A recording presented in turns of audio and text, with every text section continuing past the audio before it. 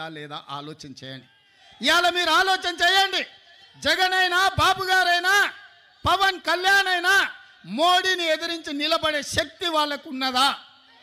మరి వాళ్ళకి లేనప్పుడు ప్రశ్నించే గొంతుగా షర్మిలమ్మ ఈ రాష్ట్రంలో కాంగ్రెస్ పార్టీకి అండగా నిలబడి మిమ్మల్ని అందరినీ మీ కష్టాలలో తోడుగా ఉండాలని వచ్చినప్పుడు ఆశీర్వదించాల్సిన అవసరం ఉందా లేదా మీరు ఆలోచన చెయ్యండి.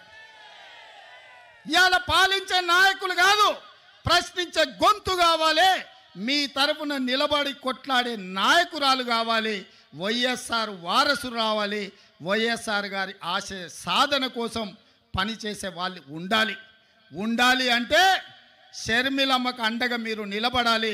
చట్టసభలలో కాంగ్రెస్ను మీరు గెలిపించాలి. నేను ఎక్కువ అడగడం లేదు. 25 ఎమ్మెల్యేలు 5 ఎంపీలు ఇవ్వండి.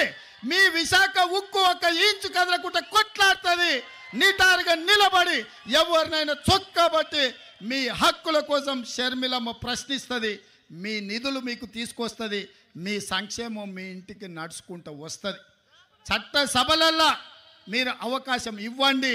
25 ఎమ్మెల్యేలు 5 ఎంపీలు షర్మిలమ్మకు ఇవ్వండి.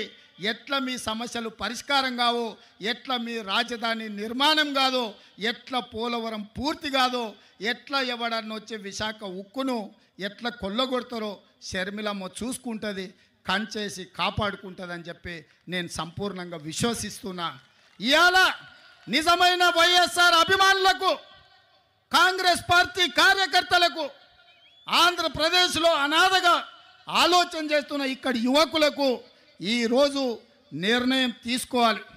మీరు అనుకోవచ్చు 2 వైపులా ఉద్దండులాగా ఉన్నారు, మనతోని ఏడవుతుందని. నేను ఒక్క మాట గుర్తు చేయదలుచుకున్నా. తెలంగాణలో కూడా గట్లే ఉండే. ఓ పక్కన మోడీ, ఇంకో పక్కన కేడీ.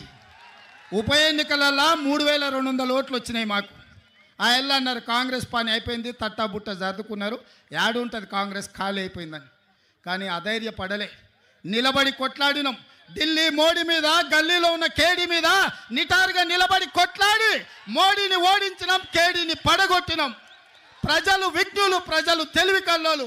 ప్రజలు అవసరమైనప్పుడు అవసరమైన నిర్ణయం తీసుకుంటారు. 5 సీట్లు ఉన్న మమ్మల్ని 65 సీట్లు ఇచ్చి ఆశీర్వదించిందంటే ప్రజలు గొప్పోళ్ళు. ఇవాళ ఇక్కడ కాంగ్రెస్ లేదు అని అనుకుంటుండొచ్చు, కానీ ఈ సభను చూసిన తర్వాత నాకు సంపూర్ణమైన విశ్వాసం వచ్చింది. మా షర్మిలమ్మ ఆంధ్రప్రదేశ్కు ముఖ్యమంత్రి అయి తీరుతుంది. మీకు సంక్షేమ రాజ్యాన్ని, అభివృద్ధి రాష్ట్రాన్ని అందిస్తుంది.